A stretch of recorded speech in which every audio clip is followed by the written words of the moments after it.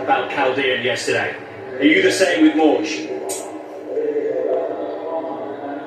I think she's got a great each-way chance, Ed. I mean, last year I thought, how on earth has she even managed to win as a 2-year-old? Because she really was all hips and shoulders. When I seen her at York in the Lau, though, I was thinking, whoa, she's not overly big, but she just hadn't filled into herself.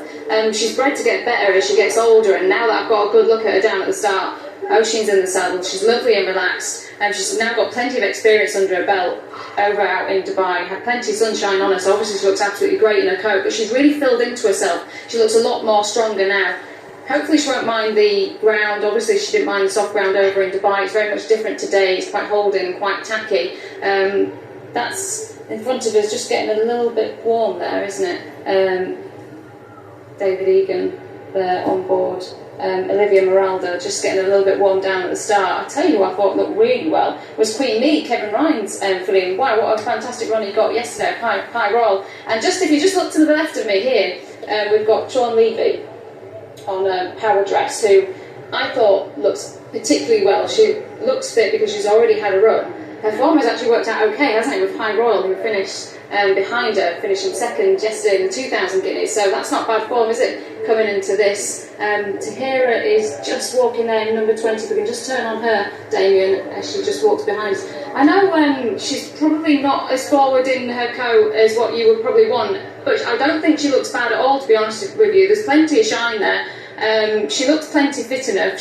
I don't think she doesn't look razor fit. I do think she will come on for the run. I mean, she's really relaxed considering that this is the first time she's travelled away. She's got plenty of muscle tone around her quarters and her shoulders, and she could probably tighten up ever so slightly underneath her middle. I do think she'll come on for this. She's rock solid in the market. 6-4 at the minute. 2.72, hardening if anything a fraction on the exchanges. Let's continue to go through them then. Cheveley Park have got horse number 6, Casavina. Yeah, and it's a pedigree that Clive knows particularly well, related to Positive, and the dam's rated to Zonderland, so she could easily take a big jump forward for one of the super sires of yesteryear, wasn't it? Ulysses, wonderful racehorse, so he stands for 10,000. Number 7 is Lazoo, probably the best 6 furlong 2-year-old filly of these. Yeah, she's super high class. She beat Meditate to win the 6 furlong Cheveley Park here. However, she hasn't gone beyond 6 furlongs. She hasn't seen ground with soft in the description, but we know she likes the run mile. Now keep an eye out, Jason. I know you like Remarque here. She's getting pretty warm, they're reporting down at the start. We'll look out for the Julian Richmond Watson green colours. She's just getting a bit warm. While we try and see how she is. Let's keep going then, Jason. Let's move to number 11 in the table colours. There's Remarque. What do you think of her?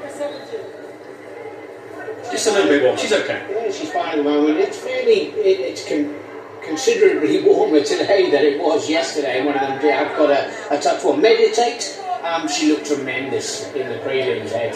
Certainly no negatives. It was always the worry when they've been... I had quite a busy time in their juvenile campaign as to whether they could actually change physically. I think she's done well from 2 to 3. Let's talk about a few more as they start to go in. The favourite's gone forward. Olivia Moralda, Ammo. How they'd love to get a classic. They're shaking up the establishment for this game.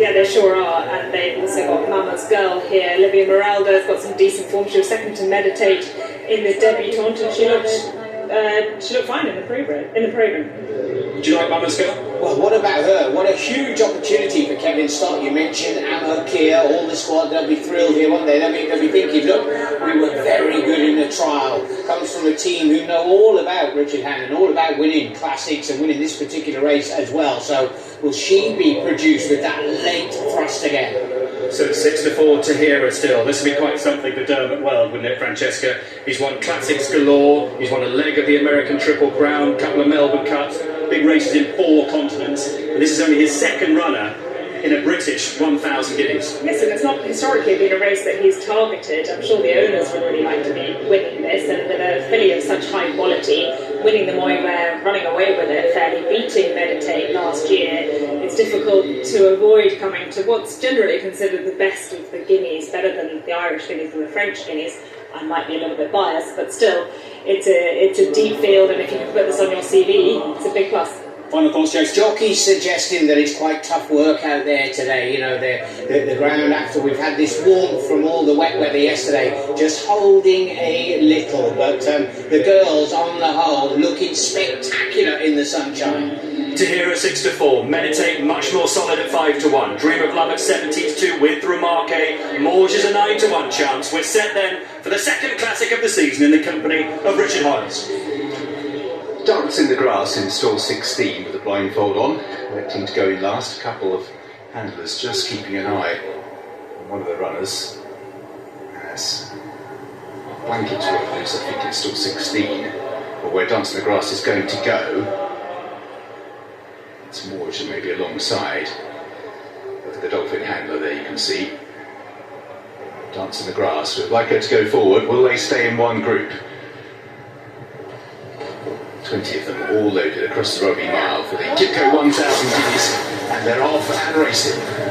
Give them a bit of time on this girl as they left the stall. Sweet Harmony breaks well over on the near side. Over on the far side, Queen Me, Matilda the Cot lead up over there, Polly Pot, and down the centre comes Naomi Lapalia. Far side group for Stenton Glider as well. Near side group, they're being headed by Mawj early on. They're being tracked through by Olivia Moralda. Also Dance in the Grass race is just behind those with Fairy Cross. Remarque is in that group as well, in company with Tahiyra, group up the middle of the race. Sweet Harmony, Billy Knockman's the one ploughing a lone furrow, and Braces at the back of that group that is in the middle. Over on the far side, still being taken along by the likes of Matilda the Cot, Stenton Gliders in that group in company with Naomi Lapalia. They're being followed through by Queen Me in the noseband, Polly Pot and Lazoo over there with Meditate, Carsavina, and at the back of that group we have the likes of Power Dresses at the back of there as they make their way now down inside the final 4 furlongs in the Guineas. Up the centre of the racecourse, Mawj continues to show up there. Just pushed along, Mama's Girl begins to make some progress, getting there early as on the far side Matilda the Cot still has the lead from Mawj. Now Tahiyra begins to make her move. She gets onto the shoulder of the leaders, travelling strongly. Mama's Girl, then Sweet Harmony. Over on the far side, Queen Lee. And up the centre it is Mawj with Tahiyra, who's now asked to go and press the challenge as they make their way now down inside the dip. Tahiyra and Mawj have pulled clear in the Guineas. Over on the far side, Matilda the Cot. Tahiyra hasn't got past Mawj yet, who is digging in. Mawj in the blue, Tahiyra over on the far side, still about a head or so down, still out in front. Mawj, Tahiyra still cannot get by. Mawj drifting to the right, has won the Guineas. Mawj beats Tahiyra a mile clear. Matilda the Cot, Carnarvon was next across the line. Dance in the Grass was behind those, and then behind them in 7th was Olivia Moralda. Mawj and Tahiyra have had a protracted battle. Mawj always just held sway. They have drifted towards the centre of the course. Not sure if there was ever any contact, about a neck between them at the line. It only concerned those two in the final furlong, but it could be classic success for Saib Siror, Oisin Murphy and Godolphin. So they have just drifted over to the centre. Back in 3rd place, Matilda the Cot's run a mighty race. Carnarvon, if you've got extra places, is just 4th. Next across the line, Dance in the Grass and Meditate with Olivia Moralda, Lazoo, and several who never got involved. Queen Me, Educate was never really seen with a charge. Mother's Girl came there as if she might be a sprinter. She probably got there a little bit too early, but it could well be classic success. Oisin Murphy certainly first past the post. I'm not sure they did drift too far, but it just might be something before we give the final tick in the box for Saib bin Siror.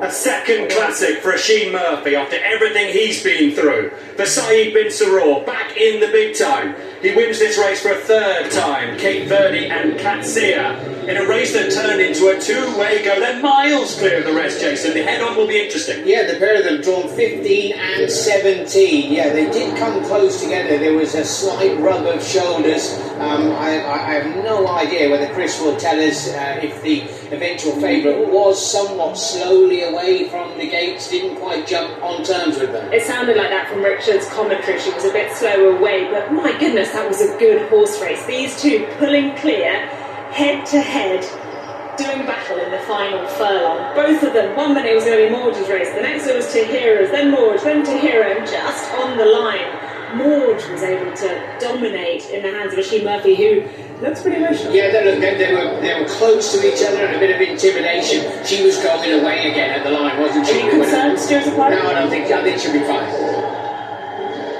9-1, the winner of the Guineas. And how Oisin is going to enjoy this. Oh, look at that. Punching the air, a man who's come back with so much determination. Look at him.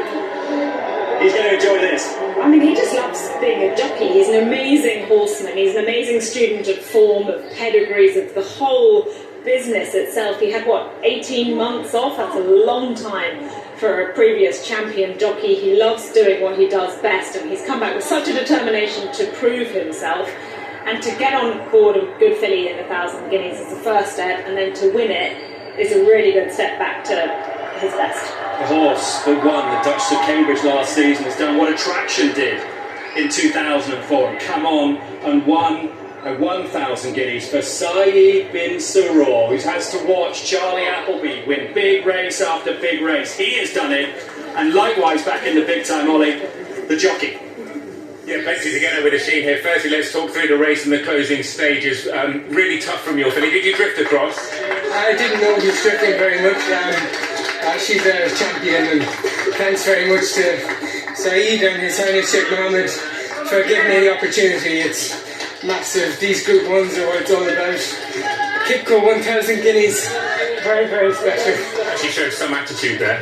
Very tough, she relaxed great. It was a brilliant training performance. A couple of things away from the horse, if we can. Firstly, for the man leading the horse in, Saeed, back in the big time with the Classic. Yeah, he's been exceptional, so good to me for 10 years, and lots of superstar horses like Ben Battle, and this one is terrific.